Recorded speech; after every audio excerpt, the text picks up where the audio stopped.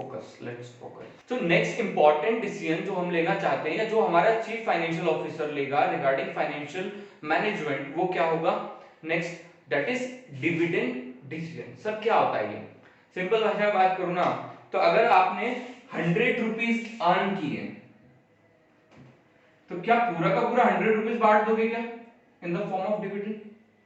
नहीं, क्योंकि तुम चाहोगे कि यार अगर मैंने 100 रुपीज अर्न किए या 1000 रुपीज अर्न किए या 1 लाख रुपीज या 1000 रुपीज या 1 करोड़ रुपीज जो भी तुमने अर्न किया है, डेफिनेटली तुम्हें शेयर होल्डर्स को कुछ तो पार्ट देना पड़ेगा, है ना? तो क्या होगा, क्या सारा का सारा शेयर होल्डर्स को दे दोगे या कुछ पार्ट अपने पास भी रखोगे? That is the major decision, है ना? तो हम में से सपोज करो मैंने क्या करा 20% जो था इस 100 का 20% यानी कितने रुपए हो गया 20 रुपीज, ये तो मैंने बांट दिया। इस 100 का जो 80% था वो मैंने क्या कर लिया, वो मैंने रिटेन करके रख लिया। ठीक है, तो कितना परसेंट मुझे रिटेन करना है और कितना परसेंट मुझे डिस्ट्रीब्यूट करना है डिविडेंड के अंदर, ये पता करना सबसे ज्यादा जरूरी है। क्यों जरूरी है? और इसके बहुत सारे रीजन है। देखो, अगर सारा पैसा बांट दिया तो भाई एक्सपांशन कहां से करोगे, मतलब अपनी फर्म को बढ़ाओगे कैसे? ठीक है, अगर एक्सपांशन की बात नहीं सर, मॉडर्नाइजेशन तो करना पड़ेगा। जो आपके पास एग्जिस्टिंग एसेट है वो पुरानी होती जा रही है, उनको नया करना है, उनको मॉडर्नाइज करना है, पैसा कहां से लाओगे? ठीक है सर, आपकी बात बिल्कुल सही है। अगर डाइवर्सिफाई करना है, मान लो ये बिजनेस छोड़ के किसी और बिजनेस में जाना है, तो भाई उसके लिए भी क्या करना पड़ेगा, पैसा तो चाहिएगा, जो हमने कमाया है उसी में से हमको डाइवर्सिफाई करना पड़ेगा। तो अब डिपेंड करता है कि कितना पैसा आपको एक्सपांशन, डाइवर्सिफाई या मॉडर्नाइजेशन के लिए चाहिए, कितना पैसा आप रिटेन करना चाहते हैं ताकि आप कभी भी नया कुछ सेटअप करें तो आपके पास सफिशिएंट अवेलेबल ऑफ फंड हो। प्लस अच्छा सर, हम तो सारा के सारे रख लेंगे। भाई अगर सारा आपने रख लिया एक्सपांशन डिविडेंड के लिए, सबके लिए, तो भाई ये डिविडेंड कौन देगा? ये शेयर होल्डर्स तो नाराज हो जाएंगे, कंपनी छोड़ के चले जाएंगे, बोलेंगे इस कंपनी में कुछ नहीं है, नेगेटिव इंपैक्ट फैलाएंगे। तो आपको क्या करना है, बैलेंस करना है। किसके बीच में बैलेंस करना है कि सर हम डिविडेंड भी दे रहे हैं और हम रिटेन करके भी रख रहे हैं। तो इस बैलेंसिंग को एक एग्जांपल ले लेते हैं। सपोज करो बैलेंसिंग किया हमने, कि हमने क्या किया 40% ऑफ द अमाउंट हमने क्या करा, डिविडेंड डिस्ट्रीब्यूशन के पार्ट में बांट दिया, और 60% हमने क्या सोचा कि हम रिटेन करके रखेंगे।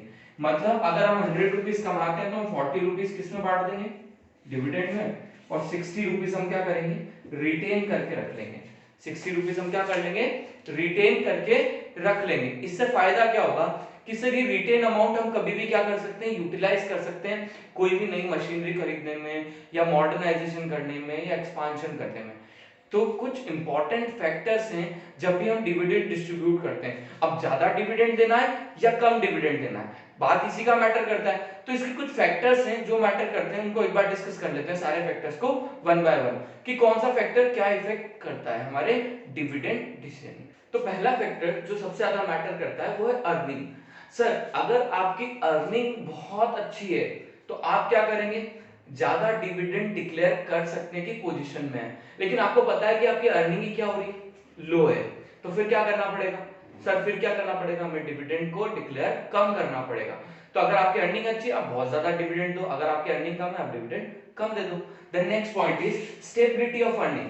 सर पता चला एक साल आपने 1000 करोड़ कमाया, अगले साल आपने 800 करोड़ ही कमाया, तो सर जब तक आपकी अर्निंग में स्टेबिलिटी नहीं होगी तब तक आपकी डिविडेंड डिक्लेरेशन में स्टेबिलिटी नहीं आएगी। मतलब एक साल अगर आप ज्यादा डिविडेंड दे दो, दूसरे साल आपने कम डिविडेंड दे दिया, that is also a problem, है ना?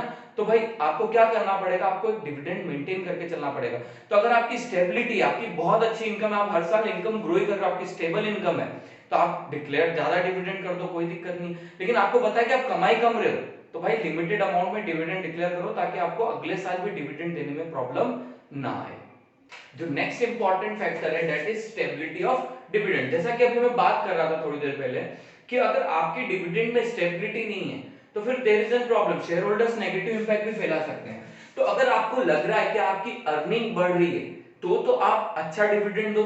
अगर आपको लग रहा है कि आपकी अर्निंग क्या हो रही है, कोई पोटेंशियल ही नहीं है बढ़ने का, कुछ बढ़ नहीं रही है, स्टेबल एक लिमिटेड ग्रोथ के साथ आप बढ़ रहे हो, तो there is no need of declaring higher amount of dividend. जितना आप दे रहे हो उतना ही देते रहे, डिविडेंड बढ़ाने की जरूरत नहीं। लेकिन आपको लग रहा है कि आपकी अर्निंग बहुत अच्छी हो रही है तो you can declare higher amount of dividend. तो ये सारे फैक्टर डिविडेंड डिक्लेरेशन में बहुत ज्यादा मैटर करते हैं। अगला क्या है, ग्रोथ अपॉर्चुनिटीज।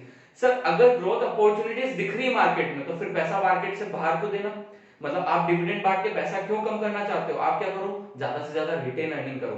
तो आप क्या करोगे, अगर आपको ग्रोथ अपॉर्चुनिटीज दिख रही हैं, अगर ग्रोथ अपॉर्चुनिटीज हैं तो डिक्लेयर लो डिविडेंड, आप डिविडेंड कम दे दो, है ना। और आपको दिख रहा है अभी मार्केट में कोई ग्रोथ अपॉर्चुनिटी नहीं, कोई बात नहीं है तो शेयर होल्डर्स को खुश कर दो, तो कम से कम आपको वो खुश रहेंगे, तो आपके मार्केट में नाम बढ़ेगा कि you are declaring a very good dividend और you are a dividend declarating company.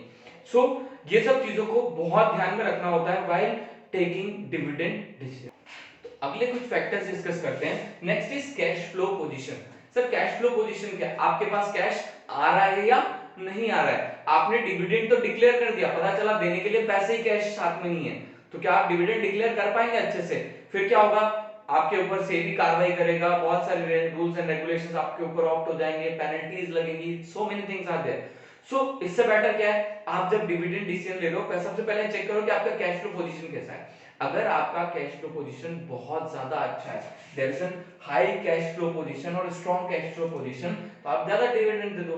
If your cash flow position is weak, declare low dividend, that's simple. Now what is taxation policy and how it affects dividend decision? सबसे simple बात है sir, जब हम dividend दे रहे हैं तो dividend देने पे भी हमें गवर्नमेंट को टैक्स देना पड़ता है। सर ऐसा भी होता है? हाँ, in the form of dividend distribution tax, DDT. पढ़ा है डीडीटी का?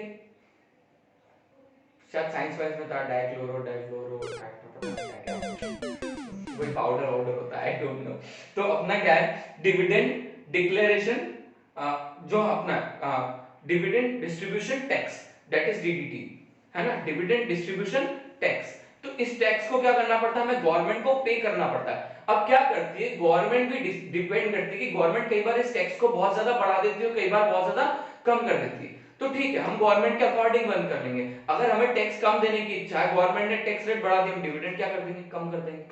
और अगर गवर्नमेंट ने बोला ठीक है हम टैक्स कम ले रहे हैं, तो हम क्या कर देंगे, डिविडेंड ज्यादा दे देंगे। तो it's very simple. Now stock market reaction, ये बड़ा इंपॉर्टेंट है। किसी कंपनी को अपनी गुडविल जमानी होती है तो क्या करती है वो, हायर अमाउंट ऑफ डिविडेंड देती है। वो स्टॉक मार्केट से रिएक्शन देखती है कि अगर मैं ज्यादा डिविडेंड डिक्लेयर करूंगा तो मुझे ज्यादा नेम मिलेगा, ज्यादा लोग मेरे शेयर्स परचेस करेंगे। वहीं कुछ कंपनी ऐसी होती है जो बहुत ज्यादा फेमस होती है, दे does not concern about market, उनको कोई मतलब नहीं है मार्केट से, क्योंकि वो अपने आप में इतनी स्ट्रांग होती है। तो वो क्या करती है, जब उनको कोई कंसर्न ही नहीं है तो लो डिविडेंड डिक्लेयर करते हैं, क्योंकि उनके आगे के प्लान्स बहुत स्ट्रांग होते हैं, उनकी रिटेन अर्निंग को स्ट्रांग रखना चाहते हैं ताकि वो मार्केट की ग्रोथ अपॉर्चुनिटीज को क्या कर सके, ग्रैब कर सके। So if company wants some money, market से पैसा उठाना चाहती है तो ज्यादा डिविडेंड डिक्लेयर करती है ताकि उनके पास शेयर्स का ज्यादा पैसा है। तो it's totally depend on if you are concerned about the market or you are not concerned about the market. Next is another important factor is access to capital market. क्या होता है, जो बड़े प्लेयर्स होते हैं मार्केट के अंदर, जो बड़ी कंपनीज होती है, वो क्या करती है भाई, डिविडेंड डिक्लेयर अच्छा करती है। क्यों करती है, क्योंकि उनका नेम फेम तो है, साथ में उनका कैपिटल मार्केट पे बहुत एक्सेस होता है। वो आसानी से डिवेंचर इशू कर देती है, उनके डिवेंचर कोई भी खरीद लेते हैं, वो बॉन्ड्स इशू कर देते हैं, उनके बॉन्ड्स कोई भी खरीद लेते हैं। लेकिन जो स्मॉल कंपनीज होती है, अगर उनको क्या करना है, उनका इजीली एक्सेस नहीं होता मार्केट में, उनके डिवेंचर्स बेचने में बहुत सारे रेस्ट्रिक्शंस आती हैं, बहुत सारी प्रॉब्लम्स आती हैं, या उनको डिवेंचर इशू करना है तो बहुत दिक्कतें आ रही हैं। तो क्या होता है भाई, ये टोटली फोकस किस पे रहते हैं, रिटेन अर्निंग पे फोकस रहते हैं। अगर ये रिटेन अर्निंग नहीं रखेंगे तो भाई ये आगे ग्रोथ या एक्सपांशन नहीं कर पाएंगे। सो ये लोग लो डिविडेंड डिक्लेयर करते हैं, वेयरएज ये वाली कंपनीज जो है, जो लार्ज कंपनीज है, वो higher amount of dividend declare करती हैं, क्योंकि इनका कैपिटल मार्केट पे अच्छा एक्सेस होता है। लीगल कंस्ट्रेंट क्या होता है सर, कुछ प्रोविजंस होते हैं जो कंपनीज एक्ट 2013 के हैं या फिर सेबी एक्ट के हैं, वो आपको क्या करते हैं, कई बार रेस्ट्रिक्ट कर देते हैं to declare higher amount of dividend due to some provisions, है ना। जब तक आप वो अबाइड नहीं करते या वो सब चीजों को फुलफिल नहीं करते, तब तक आप ज्यादा डिविडेंड डिक्लेयर नहीं कर सकते। तो ऐसे में क्या करते हैं, कंपनी लो डिविडेंड ही डिक्लेयर कर देती है। जिनके ऊपर कोई रेस्ट्रिक्शन नहीं है वो क्या करते हैं, जिनके ऊपर कोई रेस्ट्रिक्शन नहीं है वो हाई डिविडेंड डिक्लेयर कर देते हैं, जिनके ऊपर रेस्ट्रिक्शंस हैं वो low dividend. Same as contractual constant क्या होता है, सपोज मैंने एक बैंक से लोन लिया और बैंक ने मुझसे कॉन्ट्रैक्ट में लिखवा लिया कि भाई जब तक आप लोन पे नहीं करते आप 5% ज्यादा डिविडेंड डिक्लेयर नहीं करेंगे, आपने कॉन्ट्रैक्ट करवा लिया। अब आपकी इच्छा है कि 10% डिविडेंड दे दो, तो क्या आप दे सकते हो? नहीं दे सकते। तो अगर आपके ऊपर कॉन्ट्रेक्चुअल ऑब्लिगेशन है, कॉन्ट्रेक्चुअल कॉन्स्ट्रेंट है तो आप लो डिविडेंड डिक्लेयर करेंगे, वेयरएज अगर कोई रेस्ट्रिक्शन नहीं है तो आप जितना चाहे उतना डिविडेंड डिक्लेयर कर सकते हैं।